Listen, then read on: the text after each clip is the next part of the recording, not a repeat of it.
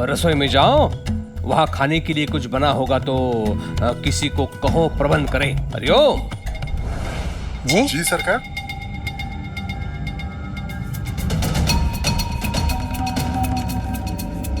हरिओम जी। चंदू जल्दी सजा दे, लड़के वाले आते होंगे। काका। हाँ काका, विष्णु जीजा जी आ गए। अच्छा,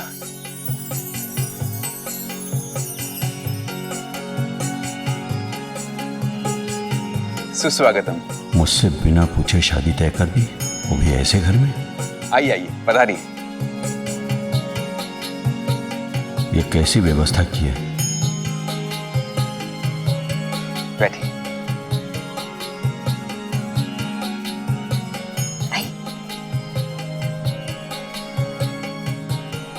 आशीर्वाद।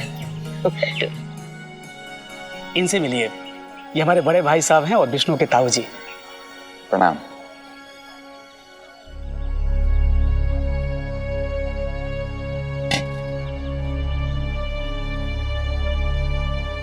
रुको।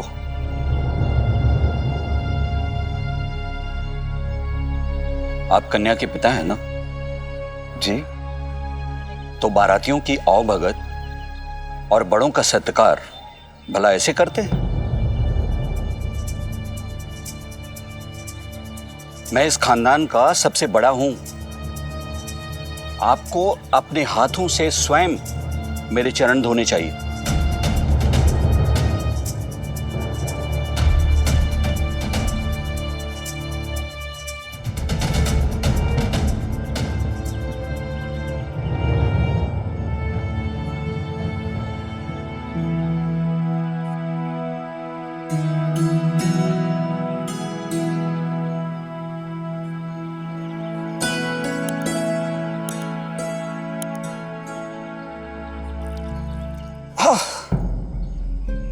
इतना ठंडा पानी, इन्होंने गर्म पानी की भी व्यवस्था नहीं की।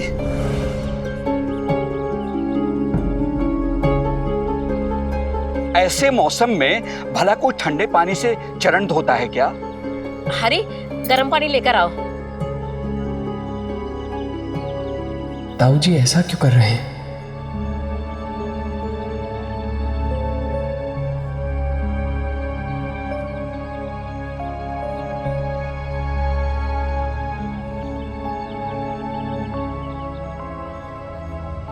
विठल, हमारा विष्णु पुलिस में नौकरी करता है ना? उसके विवाह में घर की ऐसी सजावट,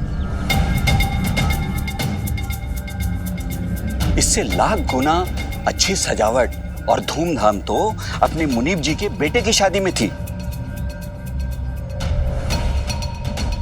कहाँ ले आए?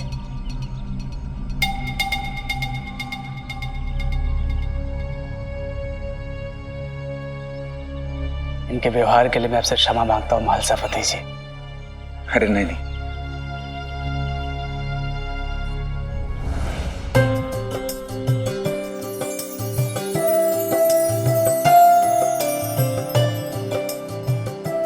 अरे वहीनी, पधारिए। कुलकर्णी सरकार नहीं आए? वो विवाह में अवश्य आएंगे। अच्छा।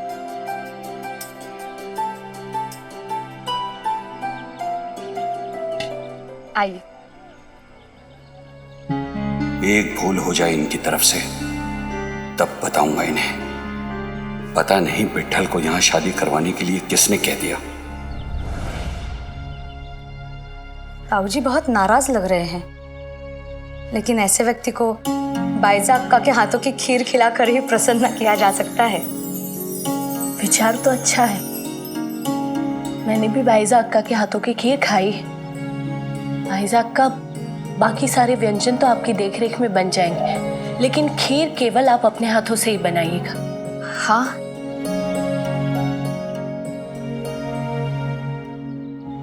हाँ तो कर दी मैंने, लेकिन विवाह की बात है, अगर कोई भूल चूक हो गई तो?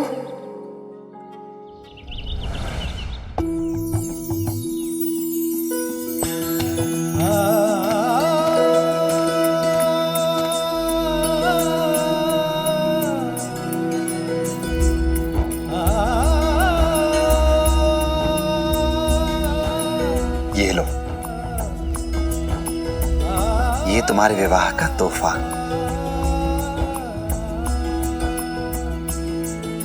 बहुत सुंदर।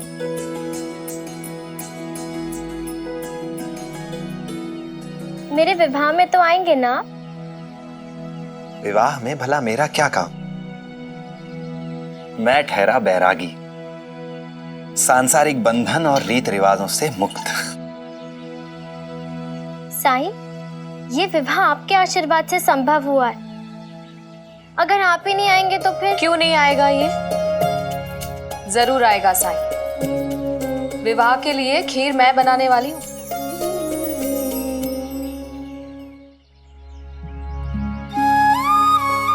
बाइजा माँ पकाएंगी तो मैं खीर खाने जरूर आऊंगा। अच्छा, मुझे मना कर दिया और इनकी बात मान ली? माँ का अधिकार होता है अपनी संतान पर, और माँ की बात टालने का साहस तो ईश्वर में भी नहीं होता।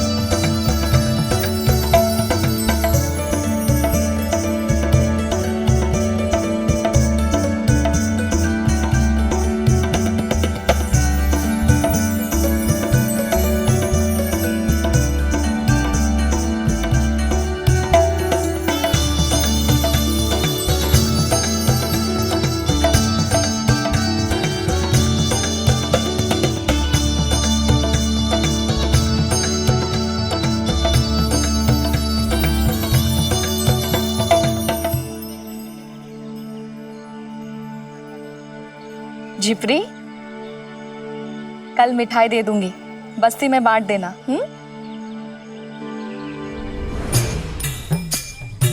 इस झिपरी का तो हम बाल भी बाका नहीं कर पाए पंता जी। इसका मुंह देखकर मुझे तो मिठाई खाने का मन भी नहीं करेगा। पंता जी, मेरे दिमाग में एक योजना है। मेरे घर में ऐसी दवा है जो खाने में मिला दी तो सबकी तबीयत खराब हो जाएगी।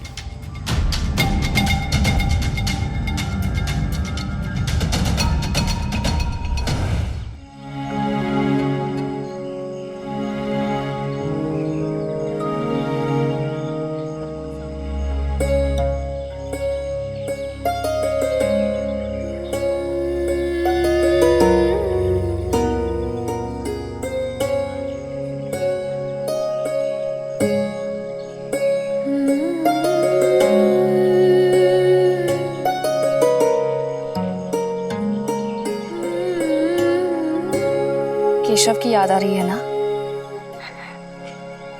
हाँ, वो यहाँ होता तो वो भी इनके साथ ही खेल रहा होता।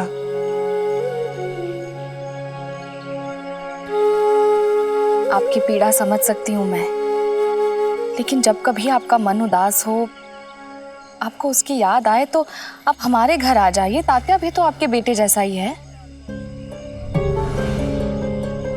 क्या हुआ? पता नहीं क्यों मुझे ऐसा आभास हो रहा है कि केशव को मेरी जरूरत है।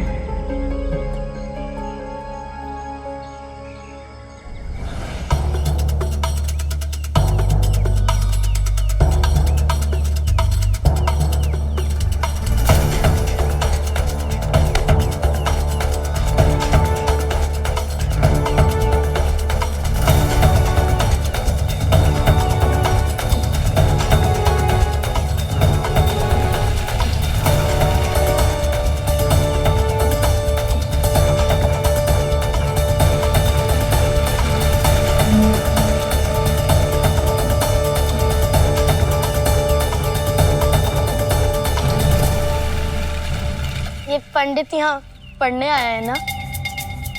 तू किसी गांव से आया है ना? क्या नाम है उसका? हाँ, शिरडी। चल अब इस वाक्य को अंग्रेजी में बोल के बता। केशव गधा है।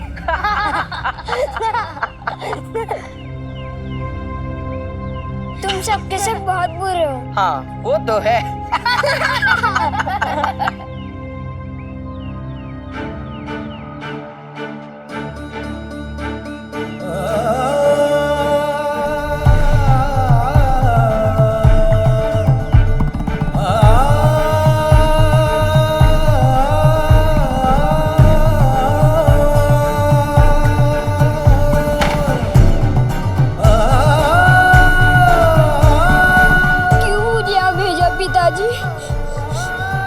मुझे मेरी माँ से दूर कर दिया।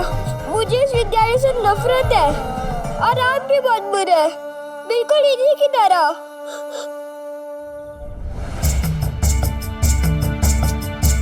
कल केशव को ऐसा पाठ पढ़ाएंगे हम जो वो जिंदगी भर नहीं भूलेगा। कल के बाद उसकी शक्ल नहीं देखनी पड़ेगी हमें। कल इन सबको मजा चखाऊंगा। ये शादी नहीं होनी चाहिए थी। इतने छोटे घर की लड़की हमारे घर की बहू नहीं बननी चाहिए थी। एक मौका मिल जाए तो इन लड़की वालों को इनकी औकात बता कर ही जाऊंगा।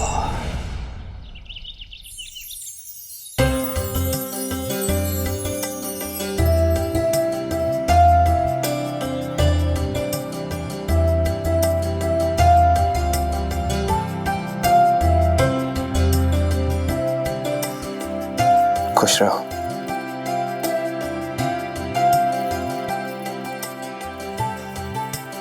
यमुना, जाओ सबसे आशीर्वाद ले लो ताकि तुम्हारा वैवाहिक जीवन हमेशा खुशमय और मंगलमय है। जी बाबा। जाओ। सुखी रहो।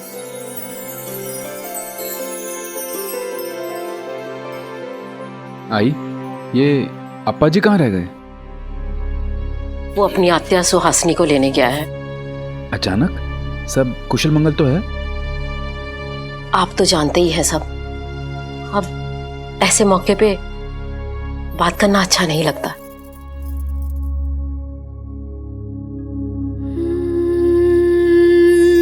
खुश रहो। मैंने आपको आज तक कभी धन्यवाद नहीं कहा। अगर उस दिन आपने मुझे सही समय पे आके नहीं बचाया होता तो आज मैं अपने आई बाबा के चेहरे पर इतनी खुशी कभी नहीं देख पाती।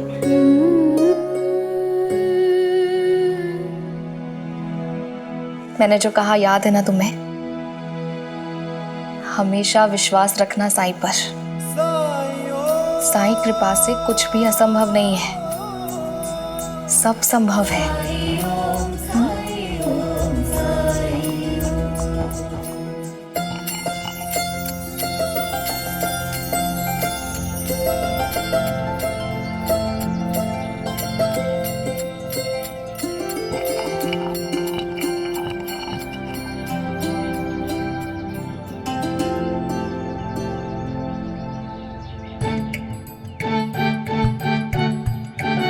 जब से लोगों को दिवाली वाले चमत्कार के बारे में पता चला है, दूर दूर से लोग आते ही रहते हैं यहाँ। हर समय तांता सा लगा हुआ रहता है द्वारका माई में।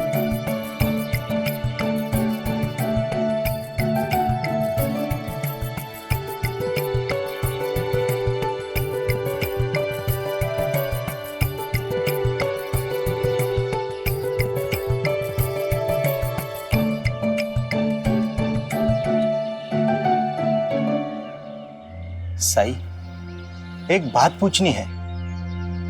हम सब भगवान की प्रार्थना करते हैं, है ना?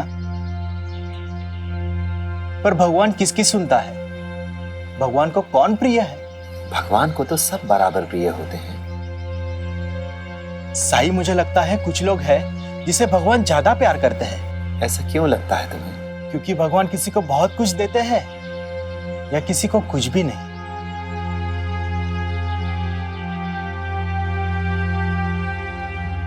भगवान क्या है ये जानते हो? एक ऐसी शक्ति जिससे हम सब जन्मे हैं, जिसमें कोई दोष नहीं। और अगर हम ईश्वर में ही दोष ढूंढने लगे तो हम ईश्वर की परिभाषा को नकार रहे हैं, है कि नहीं? आस्था या तो संपूर्ण होती है या फिर होती ही नहीं है। जहां आस्था होती है वहां शक की कोई गुंजाइश नहीं, और जहां शक हो वहां आस्था का कोई अस्तित्व नहीं। तुमने क्या खोया, क्या पाया, किसी को क्या मिला जो तुम्हें नहीं मिला? अगर तुम इस पैमाने पर ईश्वर को तौलोगे तब तो ये स्वार्थ है, सौदा है ये।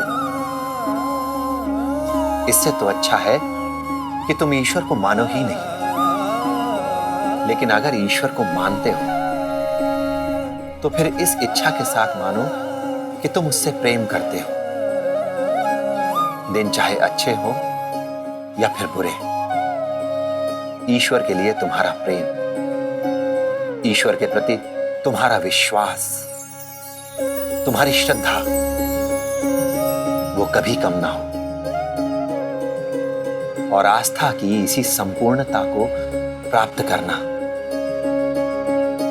जीवन जीने का सही मार्ग है। और जिस दिन तुम अपनी मंजिल तक पहुंच गए उस दिन ईश्वर की हर संतान, हर बच्चा तुम्हारे लिए एक बराबर होगा, भले ही वो किसी भी धर्म, किसी भी मजहब, किसी भी देश, प्रांत, संप्रदाय या किसी भी जाति का हो। तुम्हारे लिए सब बराबर होंगे।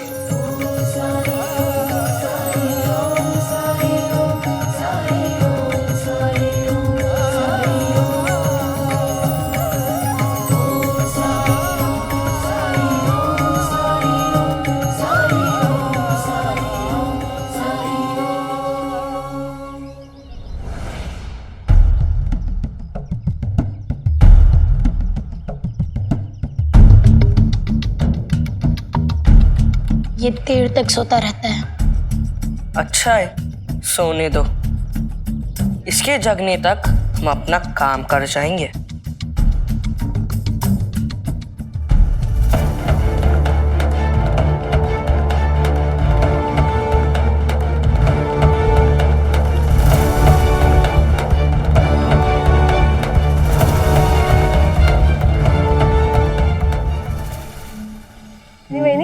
नमस्कार, आइए।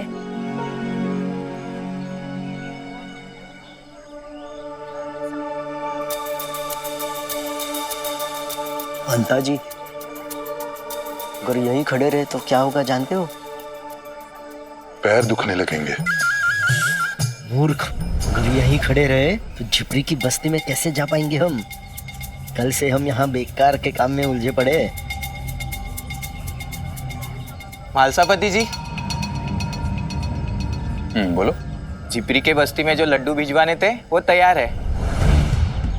आज तो मौका खुद हमारे पास चल के आया है। अच्छा, इस थाल को यहाँ रख दो, मैं किसी को भेजता हूँ। जी।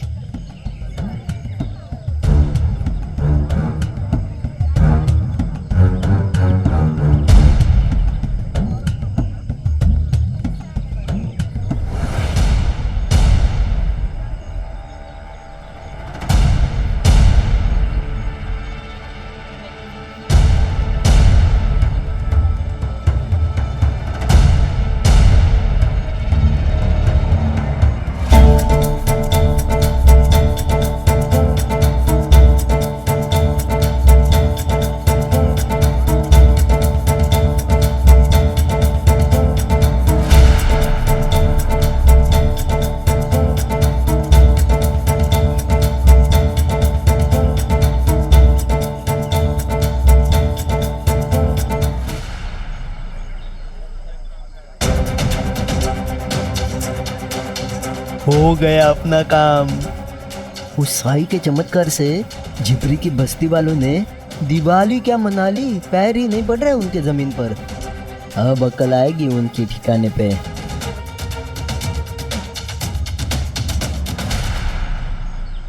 साईं, मैं शिरडी का नहीं हूं, लेकिन मैंने सुना है कि यहाँ के लोगों को जब भी मदद की आवश्यकता होती है वो आपके पास आते हैं। अगर एक ही समय में वो सारे लोग अलग अलग जगहों पर आपसे मदद मांगे तो आप क्या करेंगे? आपने कहा कि सभी प्रिय हैं, सभी एक समान हैं, किंतु उस समय तो आपको चयन करना ही पड़ेगा ना। किसी को तो प्राथमिकता देनी पड़ेगी ना साईं। काका, आपने मेरे साई के बारे में सुना है, उन्हें जाना नहीं है। मेरे साई कुछ भी कर सकते हैं। मेरे साई के 2 हाथ नजर आते हैं, लेकिन मुझे तो लगता है हजारों हाथ हैं इनके। तभी तो पूरे शिरडी में दीपक जला दिए इन्होंने। अगर एक समय में 10 लोगों को मदद की जरूरत पड़ी तो भी साई सबकी मदद करेंगे। ओम साई, ओम साई, ओम साई, ओम साई। विठल, कितनी गर्मी हो रही है यहाँ पे। ऐसा लगता है कि चूल्हे की आग यहाँ तक फैल गई है। ये लीजिए नींबू शरबत। नींबू शरबत है? अच्छा बेटी, इधर आओ। ये लो पंखा और इनको झलते रहना। ये शादी कब शुरू होगी महालसापति जी? बस पंडित जी अभी आते ही होंगे। सेवा सत्कार के लिए कम से कम 10 लोग होने चाहिए थे यहाँ पे, सबको पंखा झलने के लिए।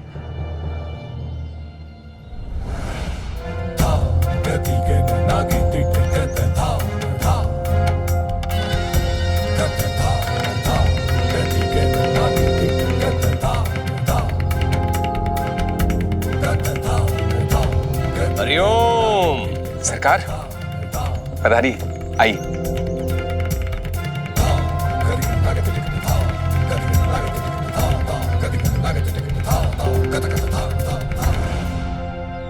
सरकार, ये विष्णु के ताऊजी हैं।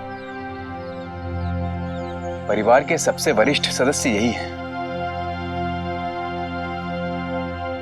और ताऊजी, ये हमारे गांव के मुखिया कुलकर्णी सरकार। सरकार, यही है वो ताऊ जी जिनके बारे में मैंने आपको बताया था। इन्हें यहाँ किसी भी चीज से खुशी नहीं मिल रही है। हरिओम। आते समय मुझे जानकारी मिली कि आपको बड़ी असुविधा हो रही है यहाँ पे। यदि मुझे पता होता कि बारातियों की सेवा करने के लिए यहाँ लोगों का अभाव है तो मेरे साथ कुछ दास ले आता मैं, जो आप सब लोगों का ध्यान रखते। हरिओम। बहुत सुना था आपके बारे में, आज आपसे मुलाकात हो गई।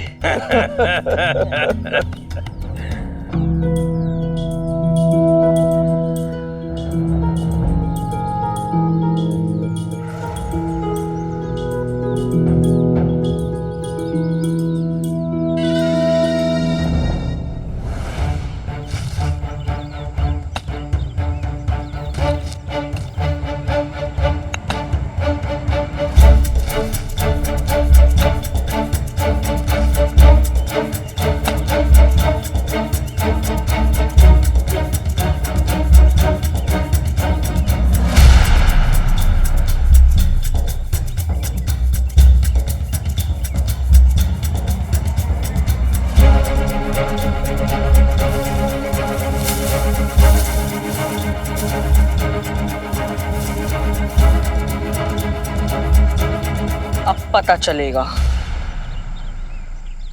क्या बताऊं सरकार, जलपान इतना बेकार था कि न निगला जा रहा था न थूका जा रहा था। भूख से बिलबिला रहा हूं मैं। एक भी इंतजाम ढंग से नहीं किया इन्होंने। मैं कल्पना भी नहीं कर सकता कि मेरे भतीजे की शादी ऐसी होगी। मैंने सुना है इस विवाह के पीछे साईं नाम का कोई बैरागी का हाथ है। बैरागियों के चक्कर में पड़ के रिश्ते जोड़ेंगे तो ऐसे भिखारी लोग ही मिलेंगे ना। हरिओम हरिओम। मनता पंता। जी सरकार। ताऊ जी को बहुत भूख लगी है, रसोई में जाओ, वहां खाने के लिए कुछ बना होगा तो किसी को कहो प्रबंध करें। हरिओम। जी सरकार।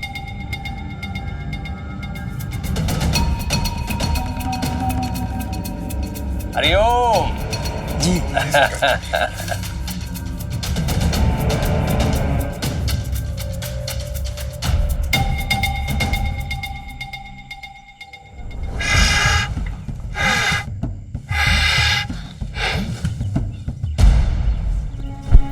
सुनो, दूध आ जाए तो बताना, खीर पकानी शुरू करनी है मुझे। हाँ जी।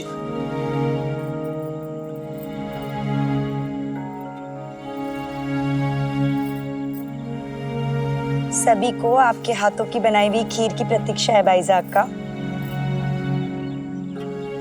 बस खीर अच्छी बन जाए, मुझे तो घबराहट हो रही है। ये खीर बना रही है अपने हाथों से, अगर ये खीर खराब हो गई तो कई हिसाब चुकता हो जाएंगे बाज़ार से। लड्डू। हाँ, मैंने कहा था ना तुम सबसे, यमुना दीदी के विवाह में हमें मिठाइयाँ खाने को मिलेंगी। भालसा पति जी और यमुना दीदी ने हमें याद रखा। चलो चलो, सब खा लो मिठाई।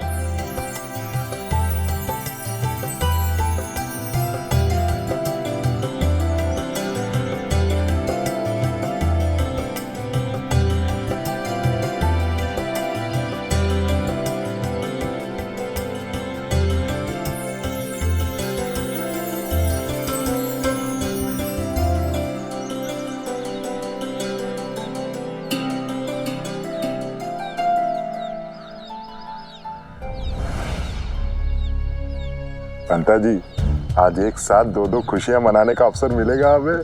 हाँ अंता जी, साई के दोनों भक्तों पर क्या निशाना साधा है हमने।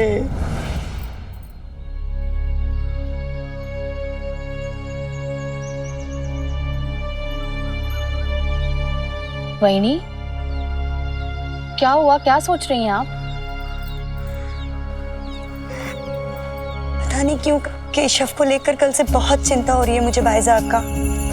और इस क्षण तो जैसे मेरा दिल आशंका से बैठा ही जा रहा है कि कुछ बुरा होने वाला है।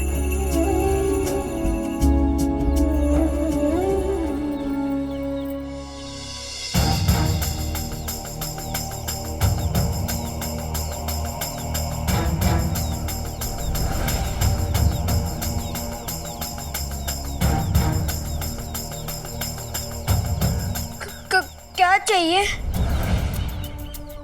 डरो मत। देखो, जो कल हुआ उसे भूल जाओ। हम तो तुमसे दोस्ती करने आए हैं। आज विद्यालय में अवकाश है, हम लोग खेलने जा रहे हैं। तुम खेलोगे हमारे साथ?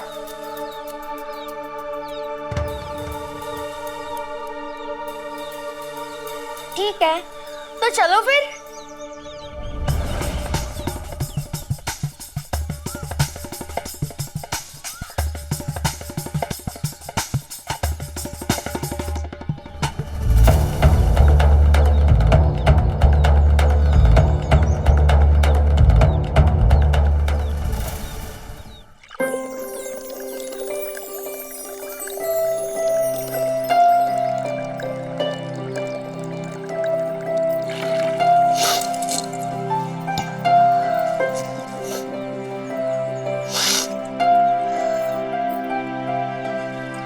भाईजान का इतने में हो जाएगा ना?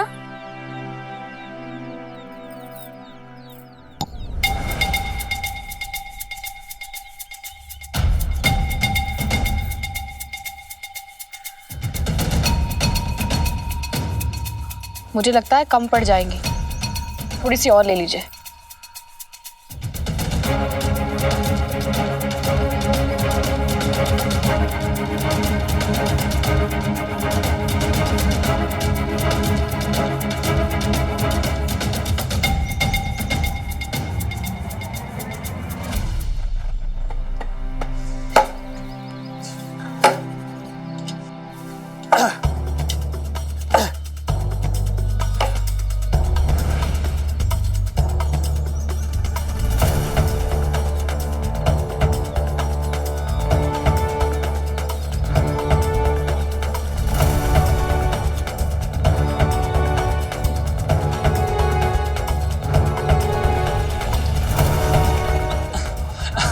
सुनो, बच्चे के पेट में बहुत दर्द है।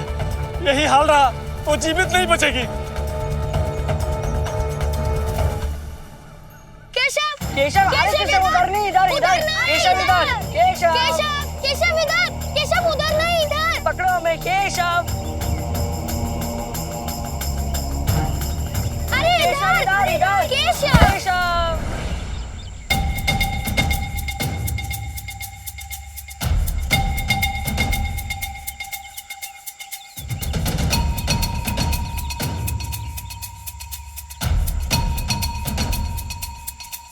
ये तुम लोग मुझे कहाँ लेके आ गए?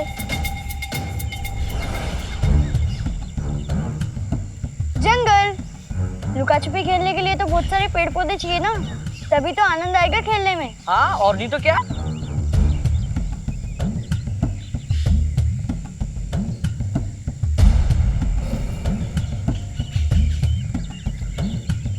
क्या हुआ? डर लग रहा है?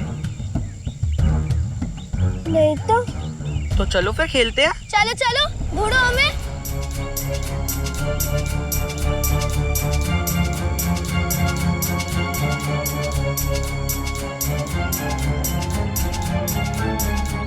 पकड़ो, ढूंढो। आओ केशव। केशव इधर। केशव इधर आओ।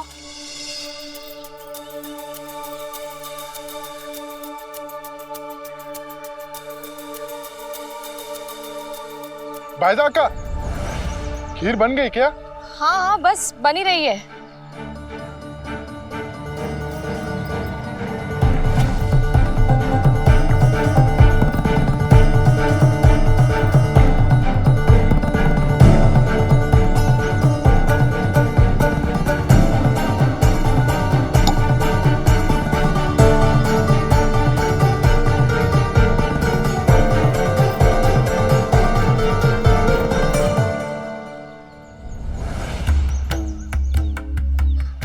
चलो सब द्वारका में ही चलो, जल्दी जल्दी। साई सब ठीक कर देंगे।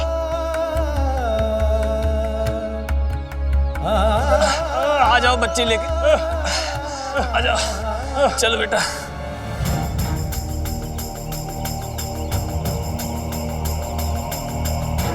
केशव मैं यहाँ हूँ। केशव पकड़ो।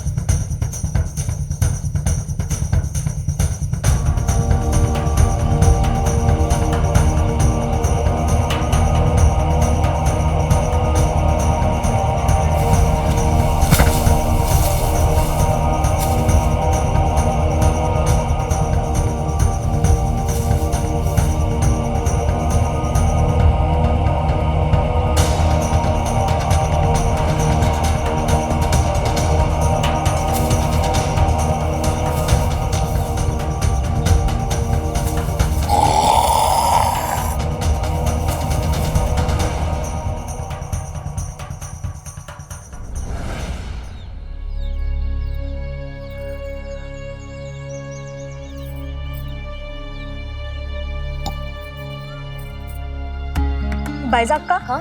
आपने खीर में इलायची नहीं डाली? हाँ डाली थी ना।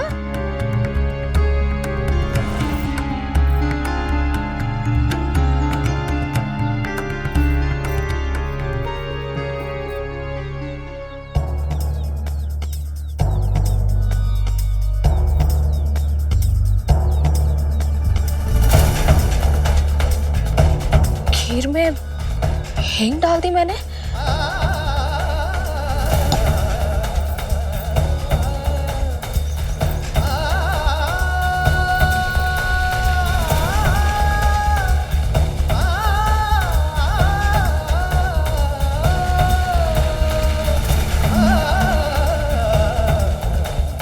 हे खंडोबा,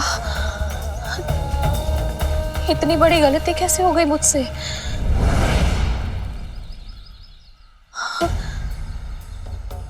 पाइजाक का हाँ? खीर बनी।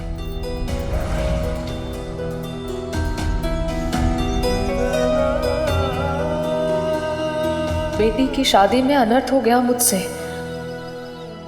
क्या क्या करूं मैं?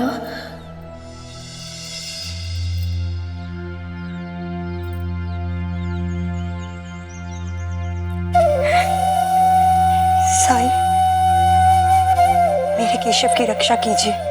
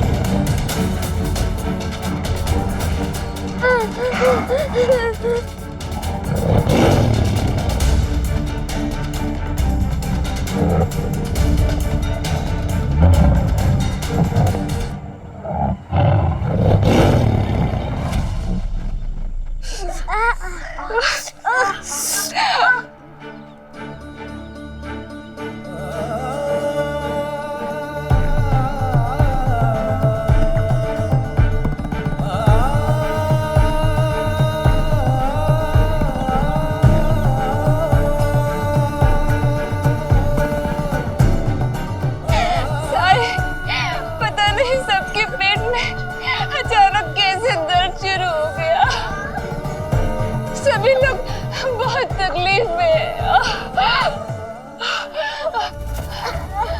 हाँ सर, बहुत दर्द हो रहा है।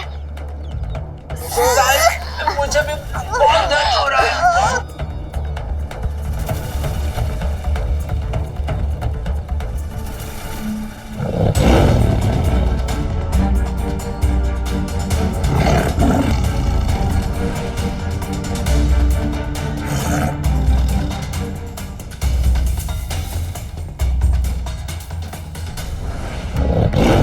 अगर कभी भी मुसीबत आए, संकट आए, तो मन से साईं को याद करना, प्रार्थना करना उनसे, भय मुक्त करेंगे वो।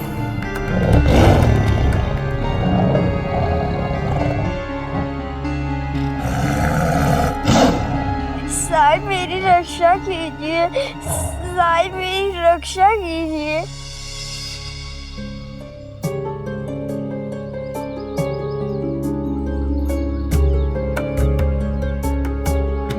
गलती से हींग डाल दी मैंने, दूध फट गया, खीर खराब हो गई और अब इतना समय नहीं है कि मैं दोबारा से खीर बनाऊं। कहीं ये कोई अपशकुन तो नहीं? साईं ने तो कहा था कि सब ठीक होगा, फिर इस विवाह में इतनी बाधाएं क्यों?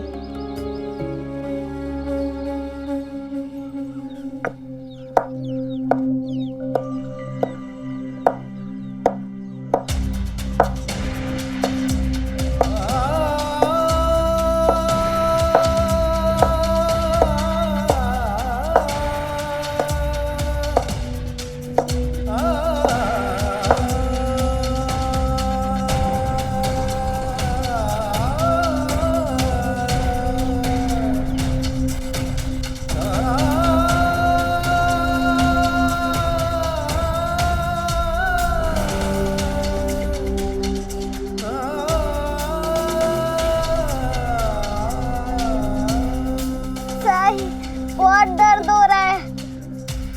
साईं, मेरी बेटी की रक्षा करिए। साईं, साईं मेरी रक्षा कीजिए। अब साईं का ही आसरा है,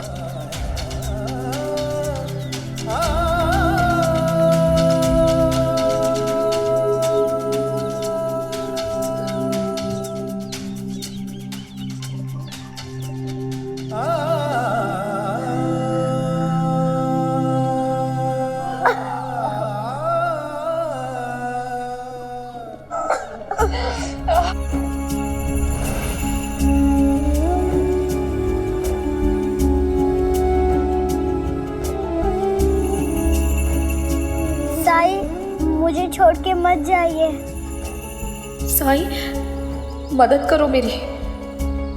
साईं मेरी रक्षा कीजिए। मैं हमेशा तुम्हारे साथ हूं।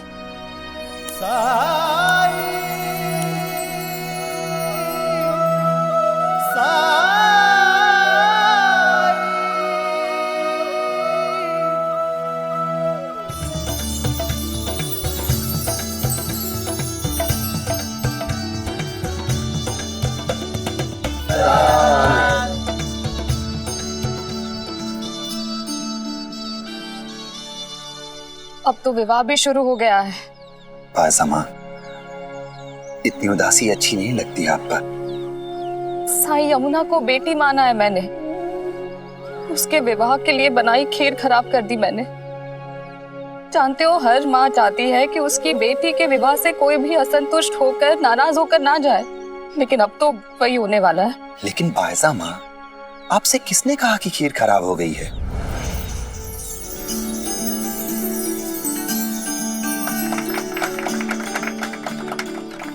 मैंने खुद देखा है साईं, दूध फट गया है। बाज़मा, आपको साईं,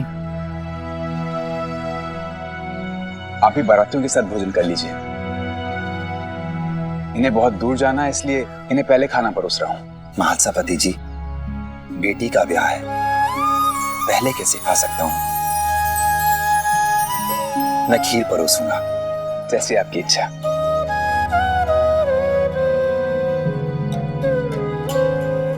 साईं, खराब हो चुकी खीर कैसे परोस सकते हो तुम? वो खीर नहीं है बाज़मा, वो आपकी ममता है। हर ममता कभी खराब नहीं हो सकती।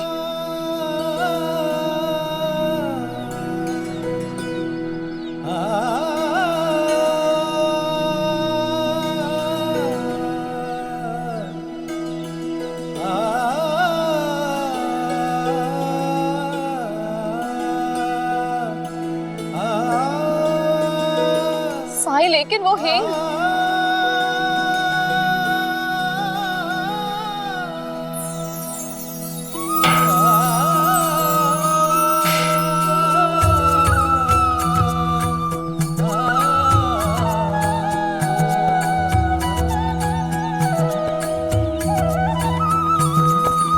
आया हूँ साई मोरे बीच मझधार, तुम ही लगा दो साई अब मोहे पार।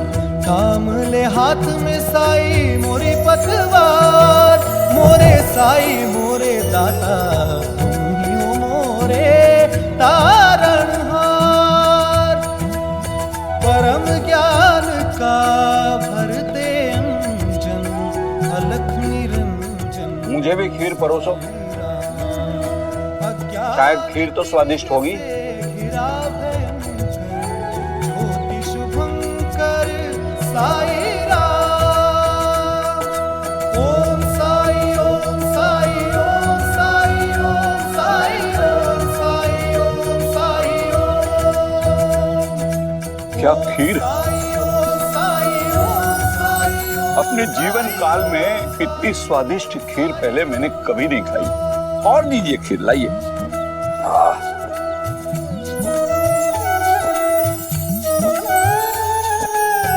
मैं ना जानू कौन है तू, राम है या रहीम है, मेरे लिए तो एक है तू, एक भी तू, अनेक भी तू, एक भी तू, अनेक भी तू।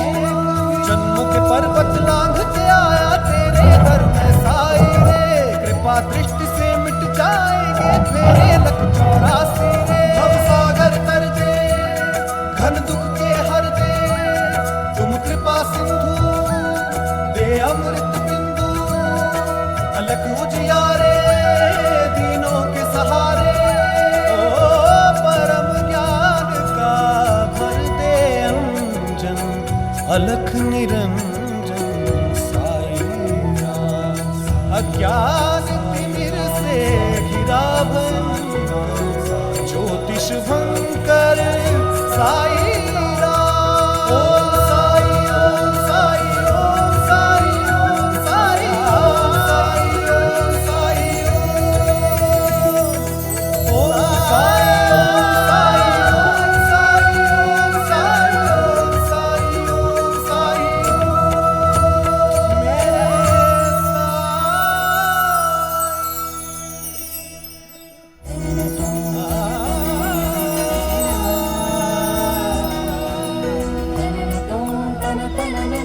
साईं,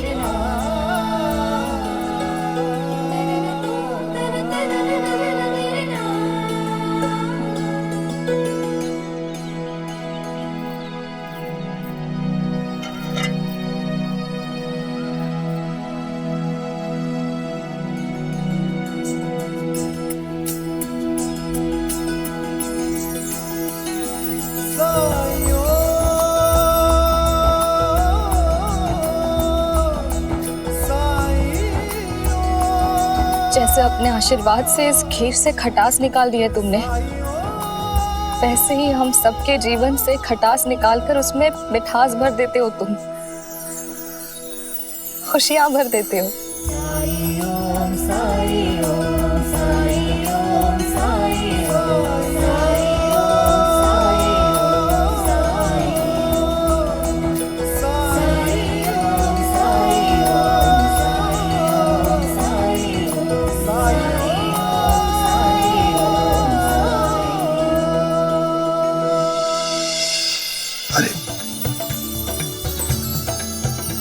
राम जी भला करे।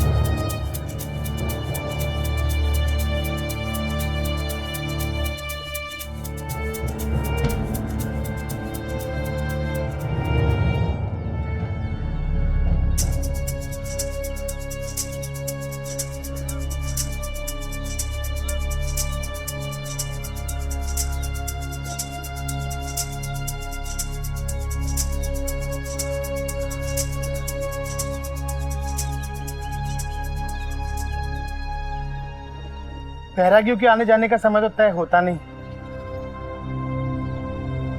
लेकिन गर्मी बहुत है यहाँ। ऊपर से पंखा झलने वाला भी कोई नहीं है। पंखा है क्या? नहीं, इंतजार ही करना पड़ेगा महेश जी।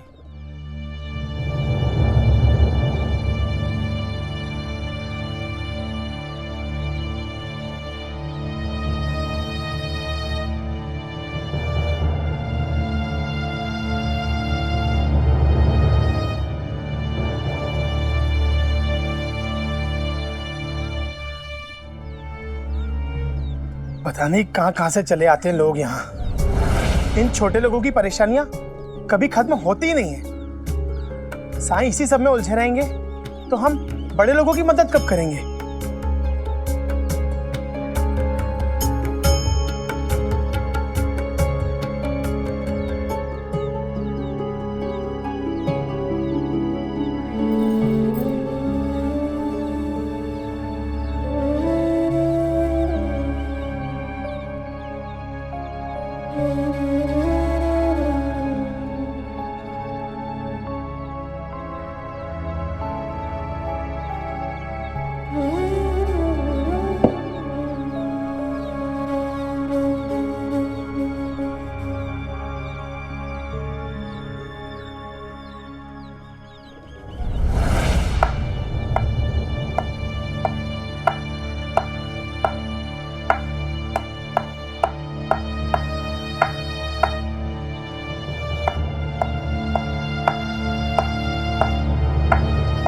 बंद करिए, क्या मुझे शांति से बैठने मिल जाएगी? यही रोजगार है मेरा बाबूजी। यहाँ आने में ही आधा दिन निकल गया, कुछ काम नहीं किया मैंने। जब तक साईं आते हैं तब तक थोड़ा काम निपटा लूंगी। हाँ।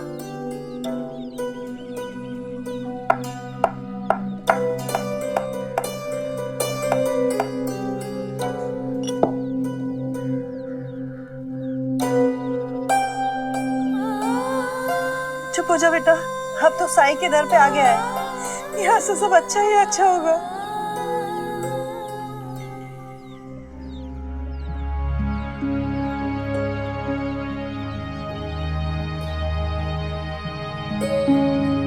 साईं।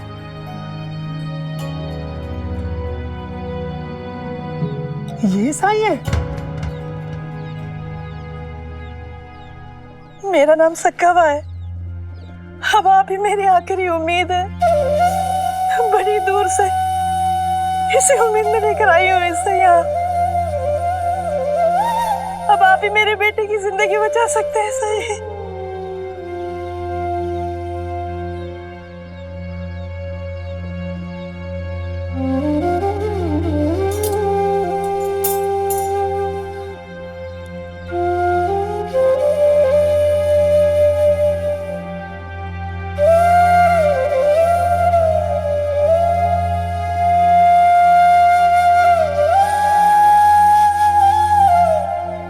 अरे उसका इलाज कैसे पहले होगा? पहले तो मैं आया हूं। तुम आए पहले जरूर थे, लेकिन दूर।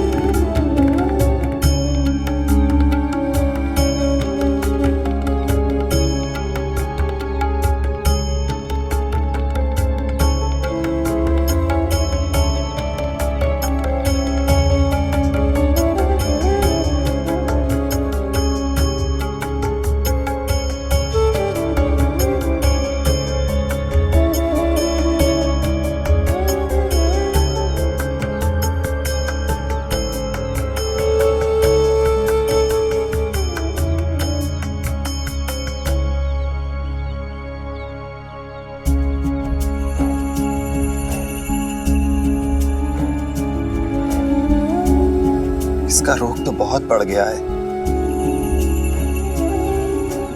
इसे लेकर पहले क्यों नहीं आई माई? चाहती तो थी, लेकिन ना तो मेरे पास इलाज के पैसे, ना ऊंची जात। डर लगा पता नहीं आप अंदर आने भी देंगे या नहीं। फिर सुना आपके कारण आजुदों की बस्ती में भी दिवाली हुई। आपने दिए जलाए, वो भी तेल से नहीं, पानी से। उसी चमत्कार की रोशनी में मेरी आंखें भी खुली। हाँ, मैंने सोचा सब आप ही मेरी मदद कर सके। बस बहुत हो गया उसका इलाज। अब मेरी सुनो, मुझे नींद नहीं आती है।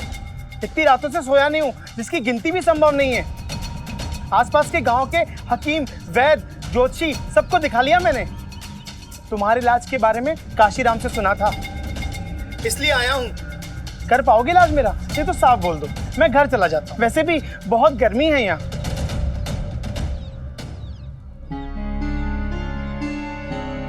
तुम करते क्या हो? पिताजी के खेत हैं। तो खेत में हल चलाते हो? अरे नहीं नहीं, उसके लिए तो किसान हैं जो हमारे लिए काम करते हैं। तो फिर बाजार में जाकर अनाज बेचते होगे। वो काम हमारा मुनीम करता है। तो फिर तुम उसका हिसाब किताब तो रखते ही होगे। नहीं, वो पिताजी रखते हैं। और इन सवालों का क्या मतलब है? तुम इलाज कर रहे हो या नहीं? मेरे पास इन बातों के लिए समय नहीं है। तुम्हारी व्यस्तता मैं समझ गया।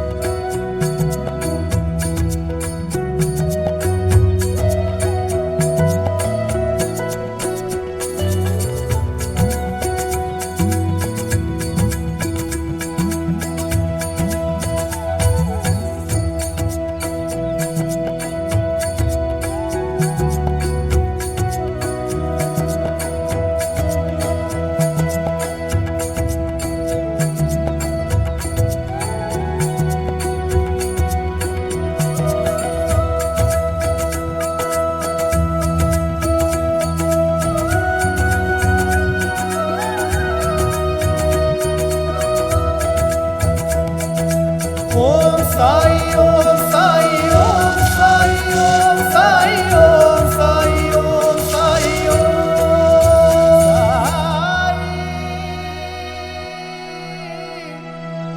साई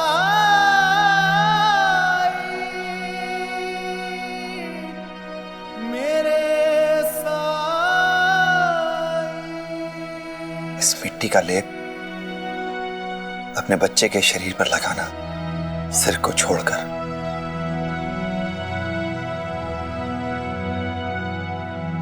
अब 3 दिन बाद आना। और मेरी दवाई?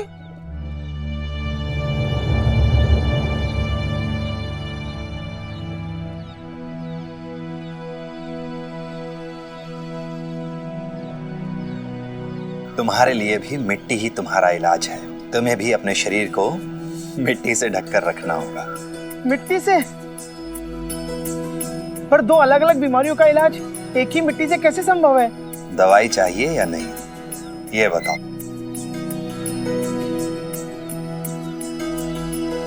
अब आ ही गया हूं तो ये भी आजमा लेता हूं। हाथ दो।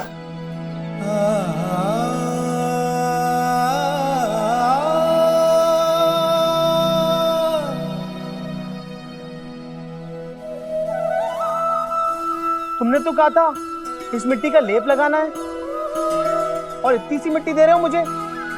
मजाक कर रहे हो क्या? बाकी की मिट्टी तुम्हें तुम्हारे खेत में ही मिल जाएगी। पर याद रहे, दवा का असर होने के लिए तुम्हें खुद अपने हाथों से खोदना पड़ेगा और उसका लेप पूरे शरीर पर लगाना पड़ेगा, वो भी साफ जमीन पर बैठकर। और उस जमीन को भी तुम खुद साफ करोगे। वचन दो। मुझे खेत जाना होगा इतनी गर्मी में? और वो भी लगातार 3 दिनों तक।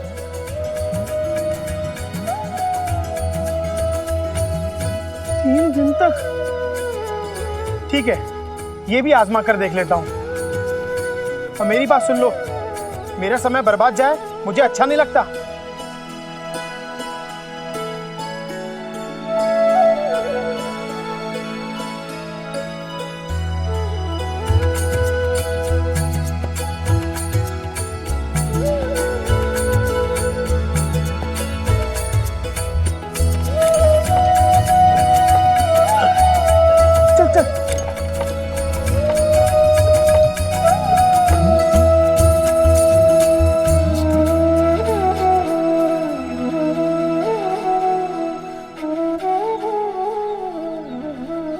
तो अभी तक गई नहीं माई।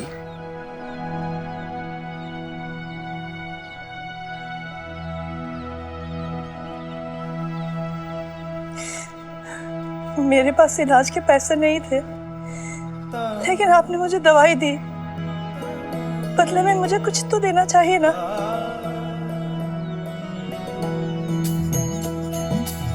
साधु भूखा भाव का,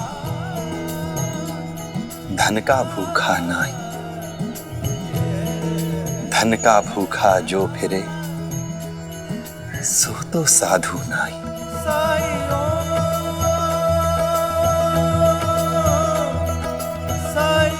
जाओ माई, 3 दिन तक अपने बच्चे की सेवा करो, फिर आना।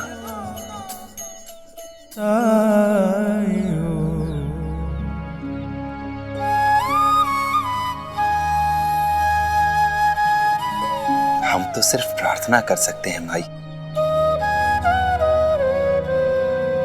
बाकी अल्लाह मालिक।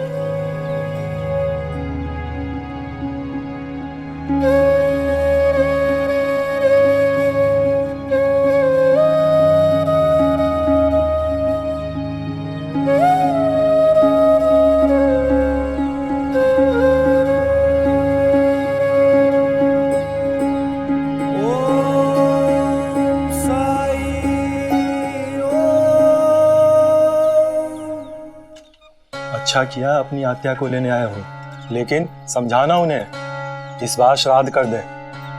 वैनी न किसी की सुनती हैं न समझती हैं। अरे इंसान जन्म लेता है तो उसकी मृत्यु भी निश्चित है। कब तक शोक मनाएंगी वो? एक साथ एक ही घर में रहते हैं, सुनना तो हमें पड़ता है ना लोगों से। समाज के बनाए रीति रिवाजों का पालन तो सबको करना पड़ता है। स्वर्गीय आत्मा की शांति के लिए श्राद्ध जरूरी है या नहीं? वहिनी तो 13वीं करने के लिए भी तैयार नहीं थी, वो भी हमने की। अब श्राद्ध नहीं करने देंगे तो क्या प्रभाव पड़ेगा हमारी संतानों पर? समझाना अपनी आत्या को।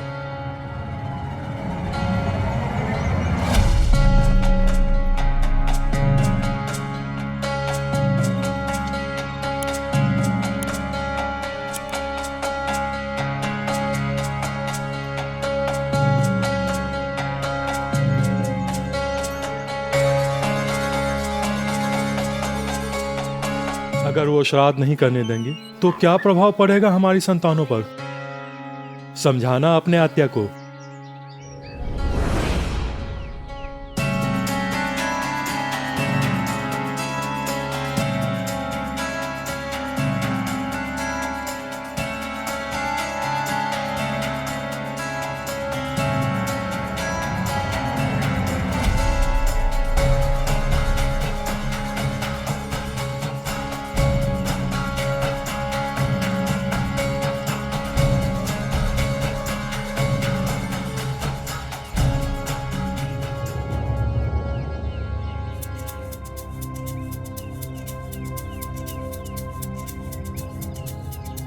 किसे समझाने की बात हो रही है ताना जी? जी वो कुछ भी नहीं, बस ऐसे ही जी। पिछले 15 सालों से इस परिवार का, तुम सभी का भरण पोषण कर रही हूं मैं, वो भी अकेली। मुझे मूर्ख बनाने का प्रयास मत करना। कुछ भी छुपा नहीं है मुझसे। सुहासिनी अत्या, हमें देर हो रही है। शिरडी का सफर बहुत लंबा है और अंधेरा होने तक हमें किसी न किसी सराय तक पहुंचना ही होगा। आइए।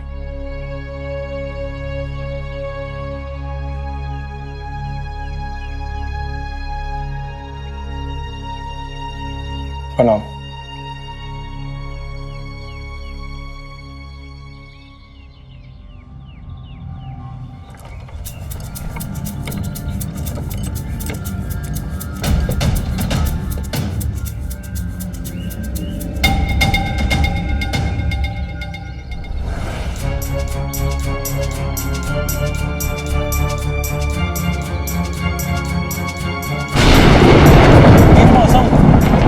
बादल कैसे?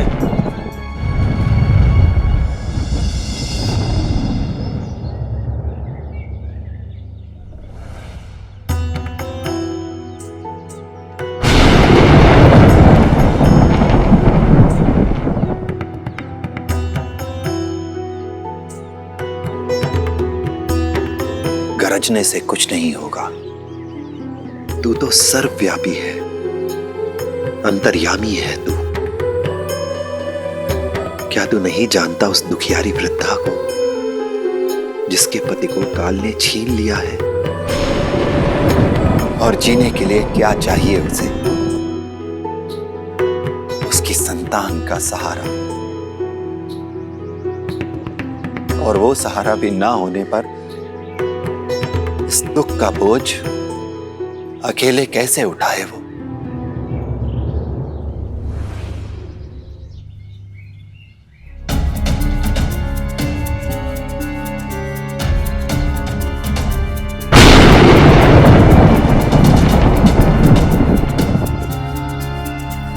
पूरे गांव में ना बादल है ना बिजली, तो फिर यहाँ पे क्यों बादल गरज रहे हैं और बिजली चमक रही है?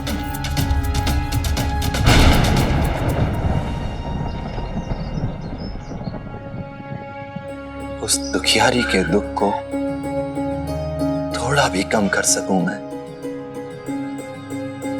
इतनी शक्ति तो दे मुझे।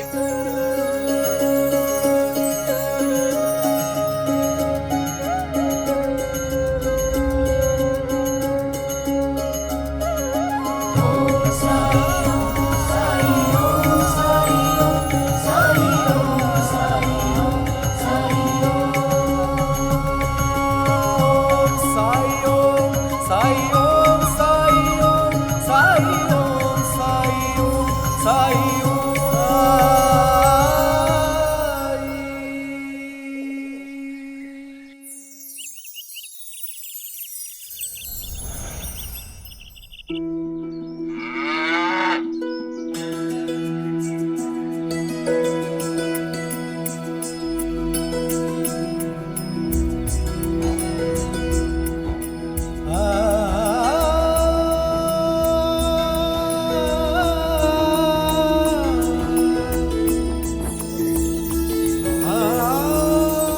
दवाई ने चमत्कार कर दिया साईं, चमत्कार कर दिया। देखिए अपने पैरों पर चलकर आया मेरा बेटा। इधर आओ। बैठो।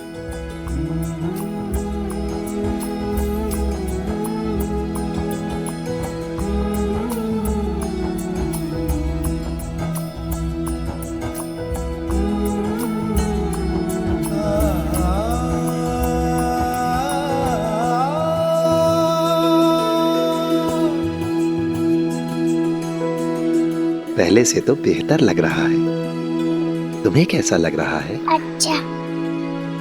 मैं निर्धन, अभागी, आपका ऋण चुकाऊं तो कैसे? बैठो।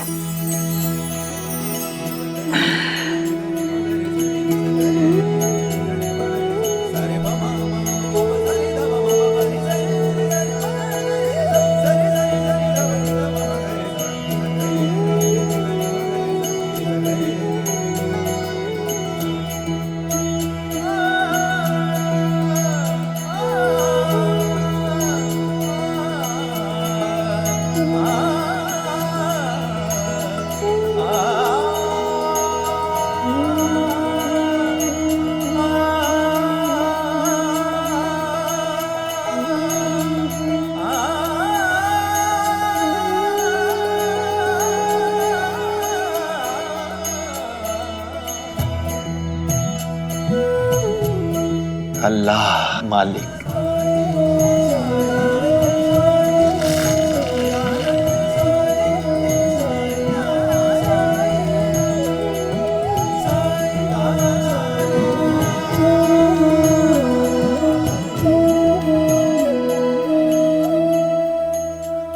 ये लो माई,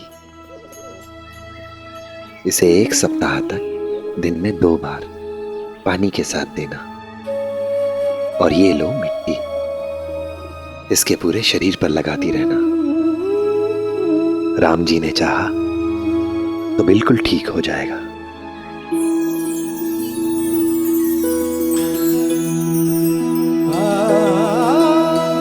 मैंने भगवान को नहीं देखा, मैं बस इतना जानती हूँ कि आपने मेरे बेटे को ठीक किया है। आप कृपा करके ये बताइए कि मैं आपका ऋण कैसे चुकाऊं? गरीब हूँ साईं, लेकिन मुफ्त में कभी किसी से कुछ नहीं लिया। माई, हर ऋण सिर्फ धन, सिर्फ पैसे से नहीं चुकाया जाता। तुम्हें मदद की आवश्यकता थी, मैंने मदद कर दी। बस जब भी तुम्हें कोई ऐसा मिले जिसे मदद की आवश्यकता हो, तुम भी बस उसकी मदद कर देना और बदले में उससे कुछ न लेना। उससे कहना कि जब भी उसे कोई ऐसा मिले जिसे मदद की आवश्यकता हो, तो बस उसकी मदद कर दे।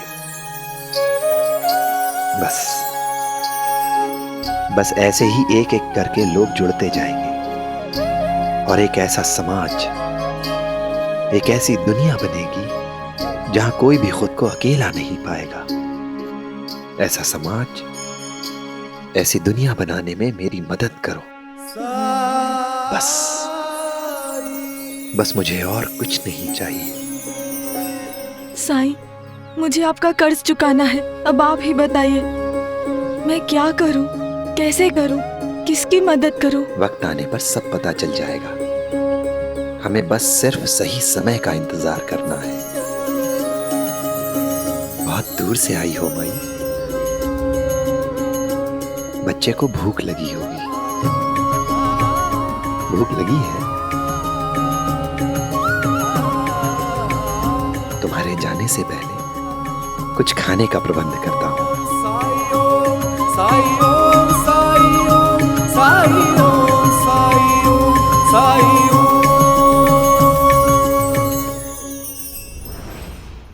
अरे वही जल्दी करो ना, बहुत भूख लगी है। बस बस, ये लो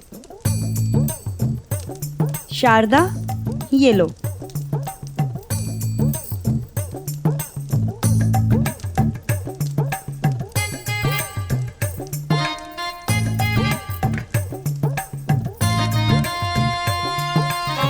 ये लो, ये इन्हें दे दो। अरे वाह, बहुत अच्छी बनी है पूरन पोली। तुम भी खा के देखो।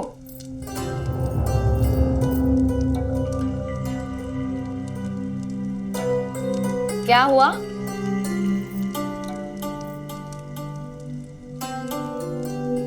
वो केशव को पूरन पोली बहुत पसंद है ना, उसे तो वहां मिलती नहीं होगी, है ना? तुम भी ना हमेशा दुखी रहती हो, चाहे कोई कारण हो या ना हो। अरे बड़े बड़े उद्देश्य के लिए ऐसे छोटे मोटे त्याग करने पड़ते हैं। देखना, जब बड़ा अंग्रेजी बोलने वाला साहेब बनकर आएगा ना केशव, तो तुम्हारी पूरन पोली का स्वाद नहीं याद रखेगा वो। रखेगा क्या? केशव की भलाई के लिए, उसके अच्छे भविष्य के लिए दादा ने उसे वहां भेजा है। बड़ी योजना है दादा की इसके पीछे। तुम देखना, देखते देखते कहां से कहां पहुंच जाएगा हमारा केशव।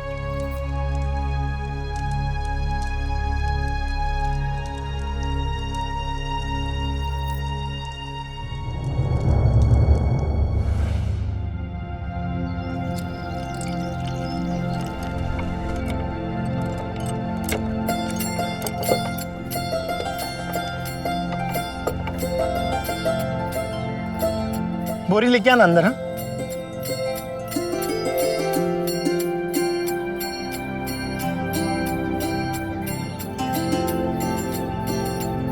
साईं, राम जी भला करें।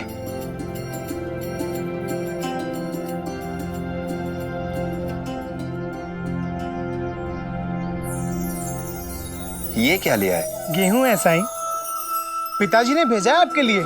आपकी दवाई काम कर गई। पहले दिन से बड़ी अच्छी नींद आई, पर बहुत मेहनत वाला काम था। खुद गड्ढा खोदा, मिट्टी निकाला, उसे उठाकर घर ले गया, घोला, खुद जमीन साफ की, फिर लेप लगाया। इतना करने के बाद तो अगर मैं चाहता तो भी नहीं जाग पाता। परंतु इलाज तुम्हारा हुआ था, तो ये बोरी भी तुम्हें खुद ही लानी चाहिए थी।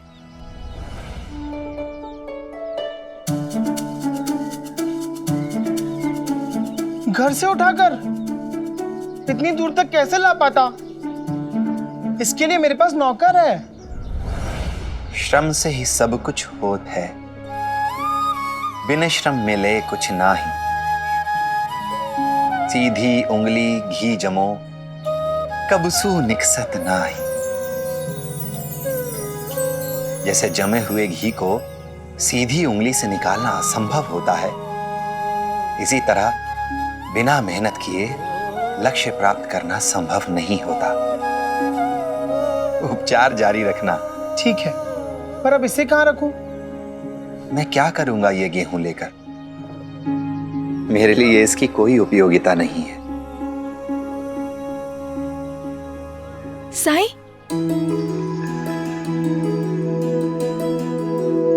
आप गेहूं लेने से इनकार मत कीजिए।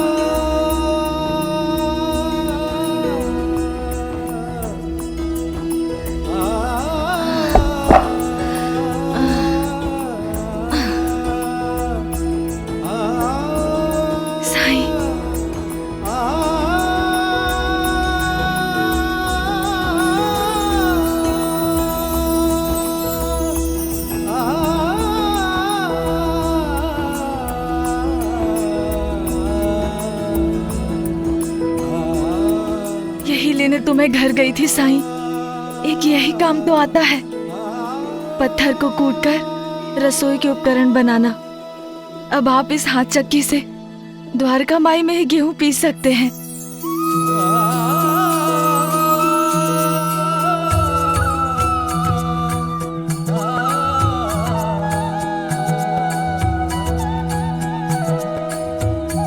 अल्लाह मालिक।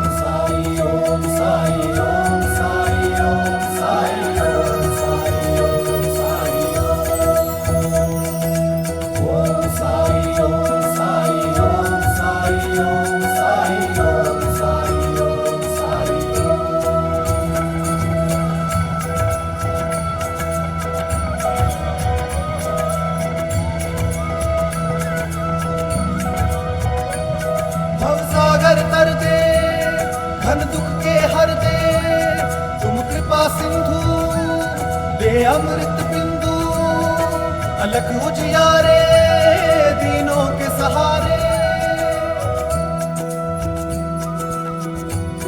ये हाथ चक्की हमेशा द्वारका माई में रहेगी।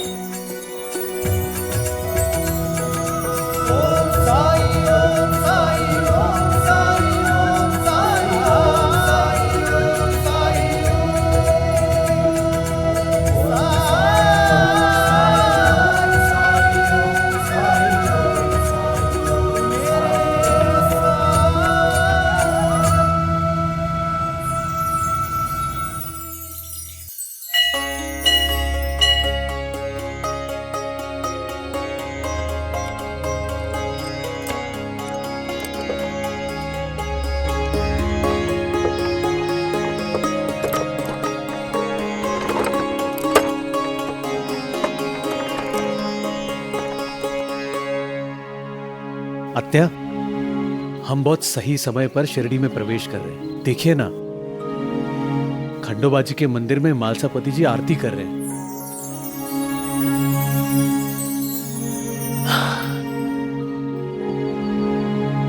अप्पा जी। आत्या, आप भी आइए दर्शन के लिए।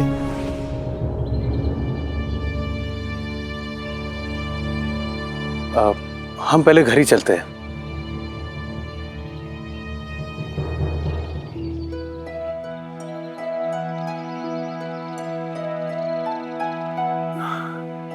नमस्ते आत्या, कैसी हैं आप? आई ने बताया था कि आप आने वाली हैं। कुछ दिन पहले आती तो मेरी यमुना की शादी देख लेती हैं आप। मैं मिठाई लेके आऊंगा घर पे। शादी की बधाइयां हो। धन्यवाद आत्या।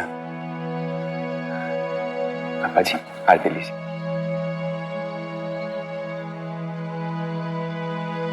आत्या, आरती लीजिए।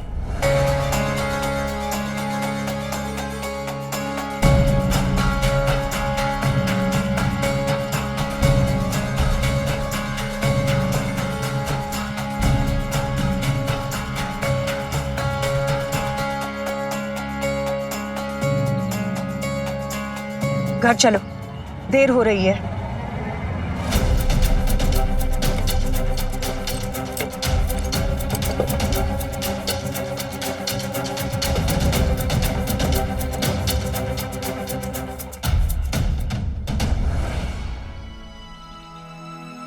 साईं, लगता है आपको किसी का इंतजार है।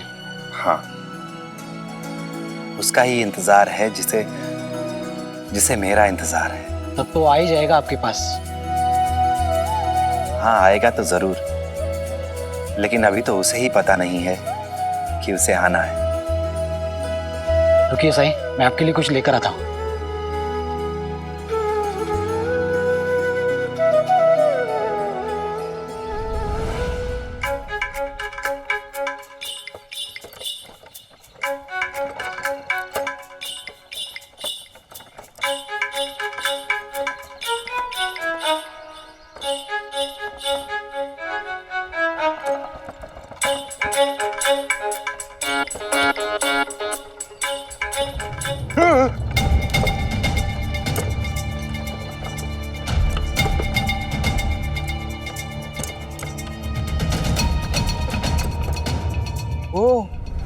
तो आत्या है अप्पा जी की, जिन्हें लाने के लिए अप्पा जी गए थे। इतनी सुंदर बैलगाड़ी देखकर लगता है बहुत अमीर है आत्या।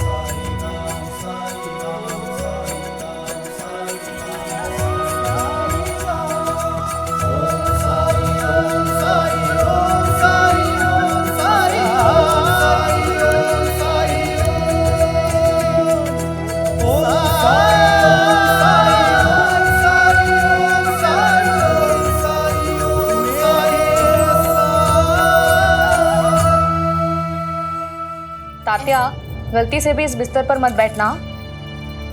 चादर गंदी हो गई ना तो कोहराम मचा देंगी तुम्हारी सुहासिनी आजी। आई, उन्हें ये रंग तो पसंद आएगा ना? पहले वाली सुहासिनी को तो सब पसंद था, लेकिन अब वाली को क्या पसंद है क्या नहीं कोई नहीं जानता। आप दोनों उनसे इतना डरते क्यों हो? मुझे याद है अज्जी बहुत पहले आई थी और मुझसे बहुत प्यार करती थी, और शंकर काका को तो। कान खोलकर सुन ले तात्या, सुहासिनी के सामने शंकर का नाम भी नहीं लेना, याद रहेगा ना तुझे? अब तक तो आ जाना चाहिए था ना उन्हें। लगता है आ गए। बाइजा, भगवत गीता और भगवान की मूर्ति कहीं और रख देना। हाँ, मैं जरा स्वागत के लिए जाती हूँ आगे।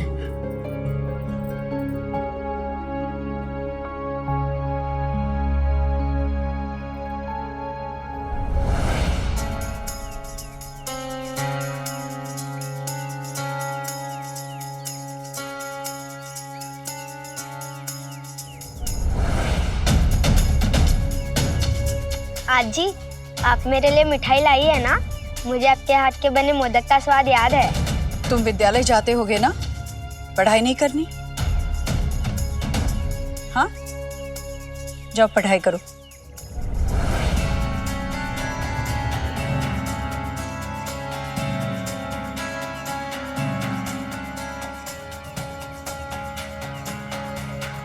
कैसी हो बहनी?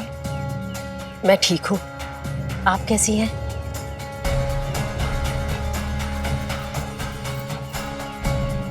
आइए।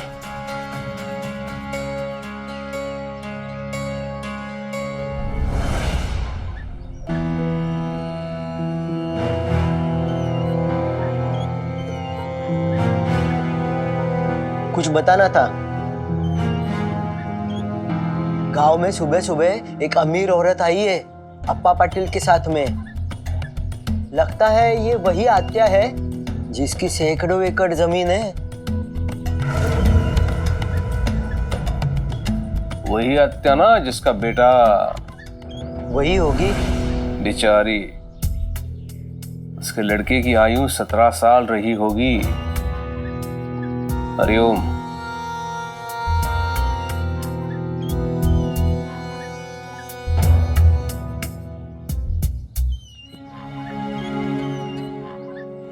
अहो,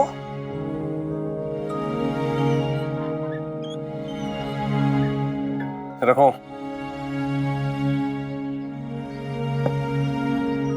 आज तो बड़ी प्रसन्नता छलक रही है तुम्हारे चेहरे से। उस दिन तो बड़ी चिंतित नजर आ रही थी विष्णु के विवाह में। वो केशव को लेकर बहुत चिंता हो रही थी, मन घबरा रहा था। कई दिन हो गए मैं भी सोच रहा हूं उसके बारे में। बहुत दिन हुए उससे मिले, लेकिन शीघ्र ही जाऊंगा उससे मिलने। हरिओम। केशव अब बिल्कुल ठीक है।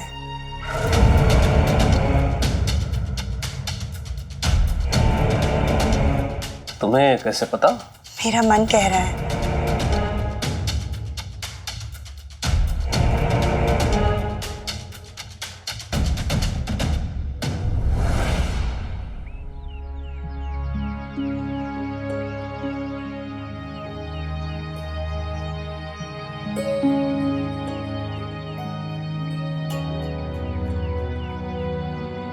चिड़िया चोंच भर ले गई, घट्यो ना नदी का नीर, दान किए धन ना घटे, कह गए दास कबीर। माई 2-4 पूरन पोली और डाल दे। अभी लाई।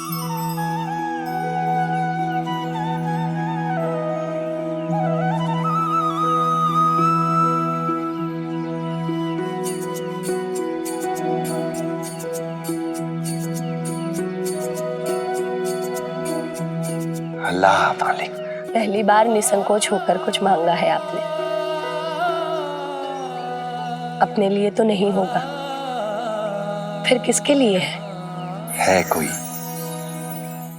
साईं, अप्पा जी के घर गए थे आप? अभी तो नहीं। उनकी आत्या आई हैं, उनके बारे में नहीं जानते होंगे ना आप? सुशील, गुणवान, धर्म कर्म से संपन्न कन्या के रूप में दूर दूर तक प्रसिद्धि थी सुहासिनी आत्या की।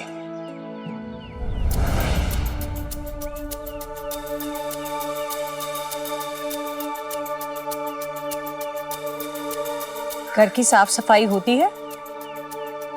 होती है ना आत्या बाई, मैं खुद पूरे घर को 2 बार साफ कर चुकी हूँ।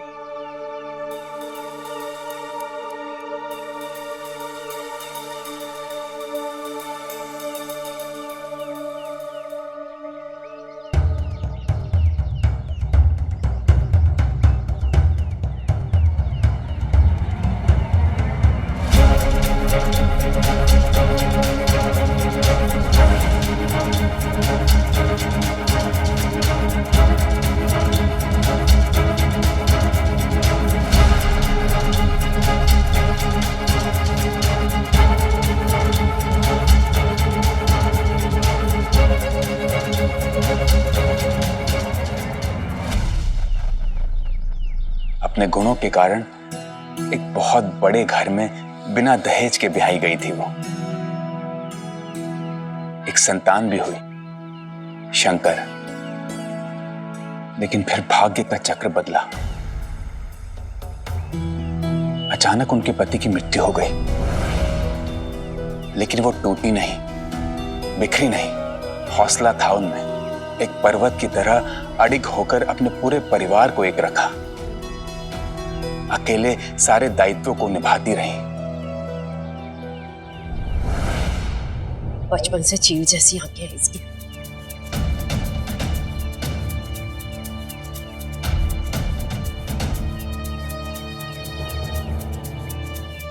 गलती हो गई आत्या बाई, आगे से ऐसा नहीं होगा।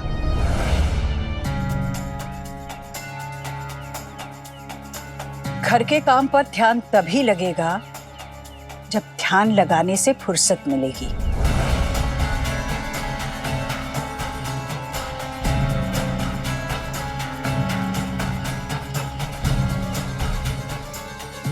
मैं आपके लिए नाश्ता लगाती हूँ। हाँ,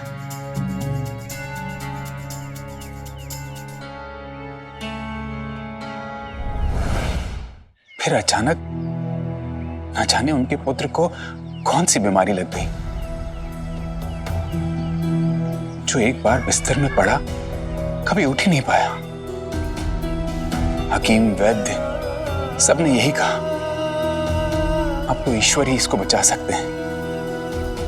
फिर ऐसा कोई मंदिर नहीं, दरगाह नहीं, कोई ऐसी चौखट नहीं जहां उन्होंने सर ना झुकाया हो।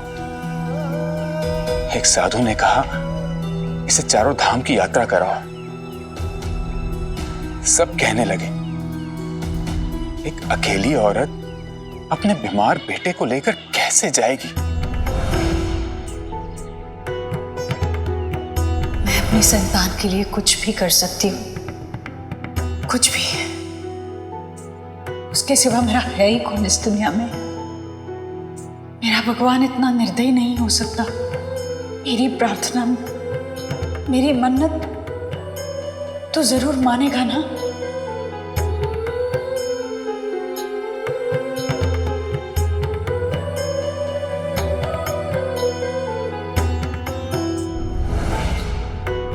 साधु महात्मा जिसने जो जो कहा उन्होंने सब किया। दान, धर्म, हवन, 100 ब्राह्मणों का भोजन। लेकिन भाग्य को कुछ और ही मंजूर था। होने को कौन टाल सकता है? 17 साल का था शंकर। पिछले साल ही चल बसा। मां की कोख सूनी हो गई।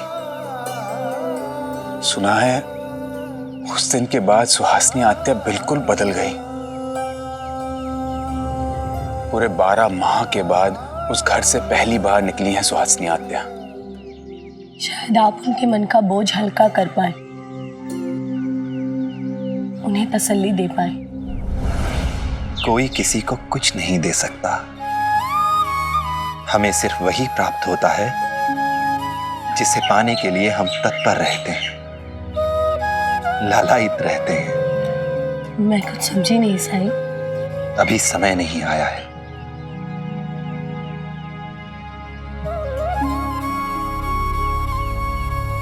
आजकल आपकी झोली मिठाइयों से भरी रहती है साईं। हाँ, किसी को भूख कुछ ज्यादा ही लगती है। साई ओम साई ओम साई ओम साई ओम साई ओम साई ओम।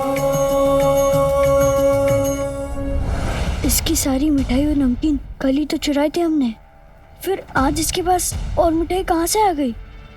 और पूरन पोली भी?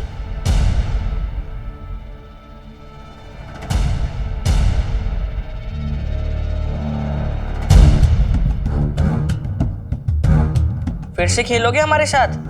क्या डर गए? तुम लोगों के साथ मुझे नहीं खेलना, लेकिन इसका मतलब ये नहीं कि मैं तुम लोगों से डरता हूँ। मेरा दोस्त है मेरे साथ खेलने के लिए। तेरा दोस्त यहाँ का नहीं है, शिरडी का है मेरा दोस्त। वो मुझसे मिलने हर दिन आता है शिरडी से। झूठ मत बोल। मैं झूठ नहीं बोलता। मेरे मित्र साई हर रोज मुझसे मिलने विद्यालय के पीछे वाले जंगल में आते हैं।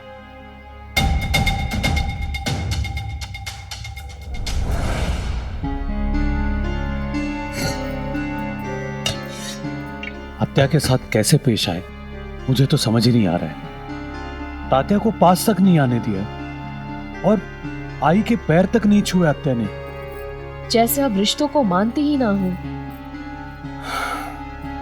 मुझे तो इस बात का डर है कि 10 दिन बाद क्या होगा।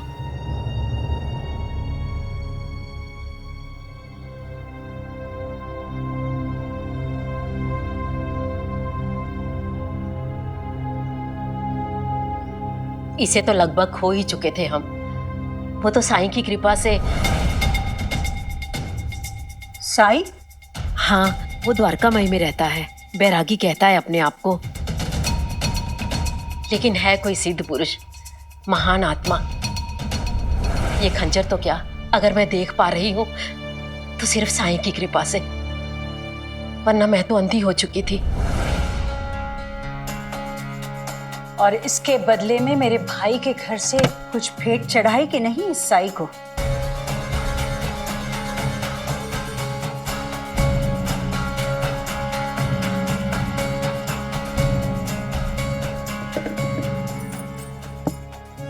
आप नाश्ता कीजिए।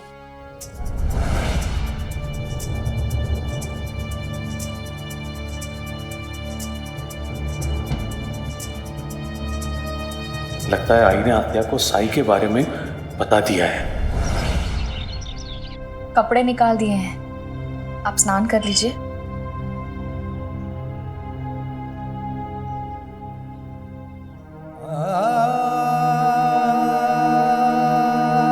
ये तो शंकर का है।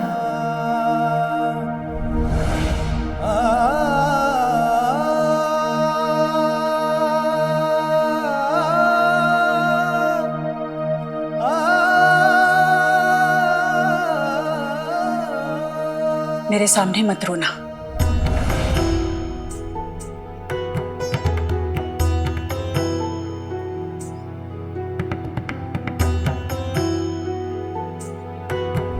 ये देख क्या है, शंकर की बचपन की निशानी अभी तक संभाल के रखी है मैंने। देखा, चबा चबा कर क्या हाल करके रखा है इसने।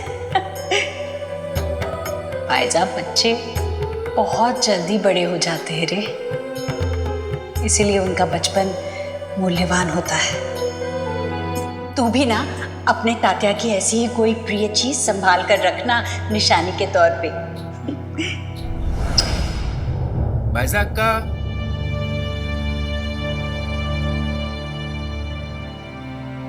नमस्कार आई। मैं आप सबको निमंत्रण देने आया हूं। कल यमुना आएगी पग फेरे के लिए, और कल दोपहर का भोजन हमारे घर पर हम साथ साथ ही करेंगे।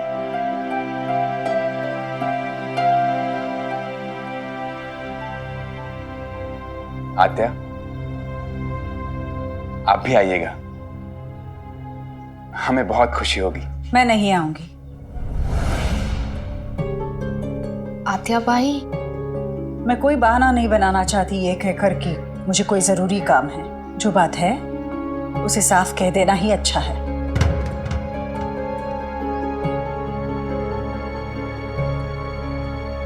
मैं किसी पुजारी के घर का खाना नहीं खाऊंगी। तुम्हें अपमानित करने की मेरी कोई मंशा नहीं है, लेकिन मैं उसके घर का खाना नहीं खाऊंगी जिसकी आमदनी का तरीका ही गलत हो। क्या करते हो तुम लोग? धर्म की आड़ में लोगों को मूर्ख बनाते हो, उन्हें ये झूठा विश्वास दिलाते हो कि भगवान है। वो तुम्हारी जरूर सुनेगा, वो तुम्हारे सारे कष्टों को हर लेगा, दुखों को दूर कर देगा। बस उन्हें प्रसन्न करने के लिए मंदिर में दक्षिणा चढ़ाओ। तुम्हारी कमाई की बुनियाद ही झूठी है। बेहतर होगा कि समय के रहते तुम भी ये बात समझ जाओ।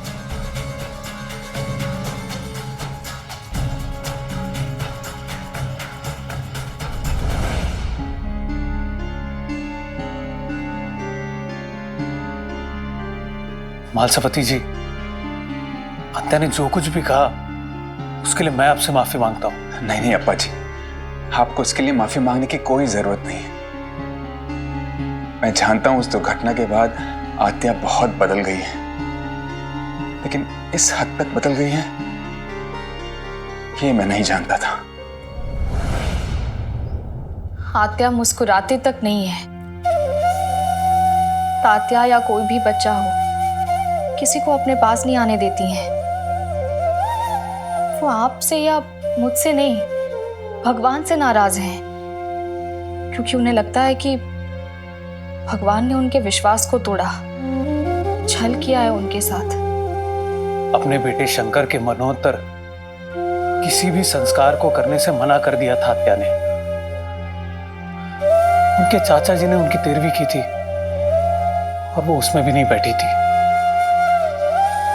फूफा जी के भाइयों ने मुझसे आग्रह किया था कि इस बार बरसी का श्राद्ध कर्म किसी भी हाल में हो जाना चाहिए। इसीलिए तो मैं वहां गया था, ताकि मैं उनको ले जाकर श्राद्ध करवा सकूं। पर उनकी हालत देखकर लगता है कि वो मानसिक रूप से इसके लिए तैयार नहीं है। अब 10 दिन बाद की तिथि है, उनको लेकर तो आया हूं, पर पता नहीं इन 10 दिनों में वो श्राद्ध करने के लिए तैयार हो जाएंगी या शंकर को अपने पास जकड़े रखेंगी, उसे मुक्त नहीं करेंगी।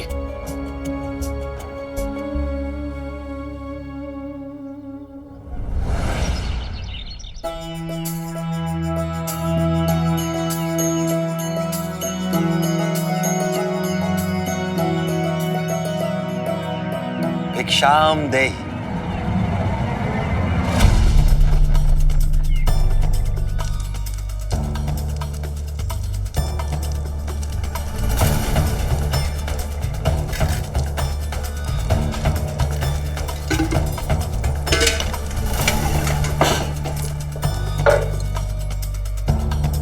बाइजा, कौन है ये? इसे मैंने सुबह भी देखा था। ये साईं है। रुको।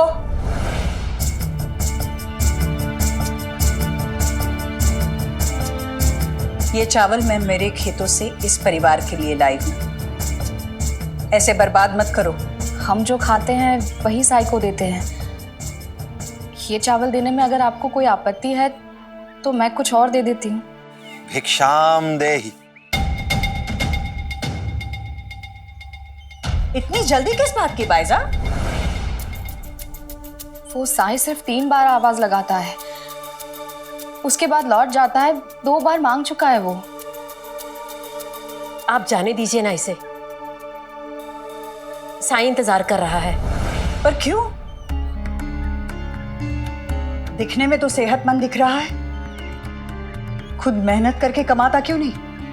भीख क्यों मांग रहा है? और तुम लोग भिक्षा देकर उसे बढ़ावा दे रहे हो। क्यों? मेरे साथ जो कुछ भी हुआ उससे तुमने कोई सबक नहीं ली क्या? तुम सबसे ज्यादा दान धर्म करती थी मैं। ऐसा कौन सा व्रत है जो मैंने नहीं रखा?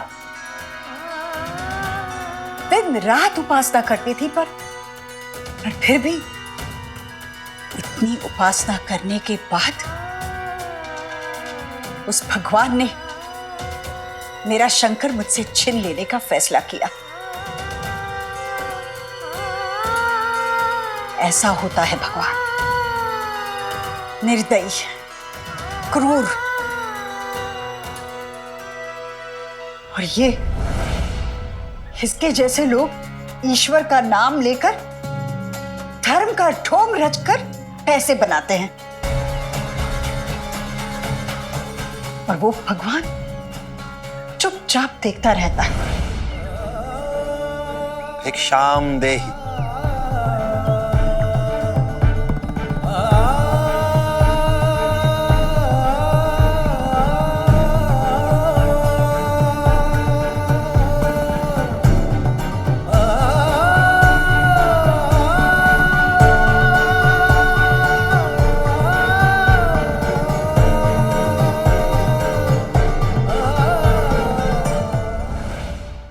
ऐसे और भी मज़ेदार वीडियो के लिए हमारे चैनल को लाइक, शेयर और सब्सक्राइब करें।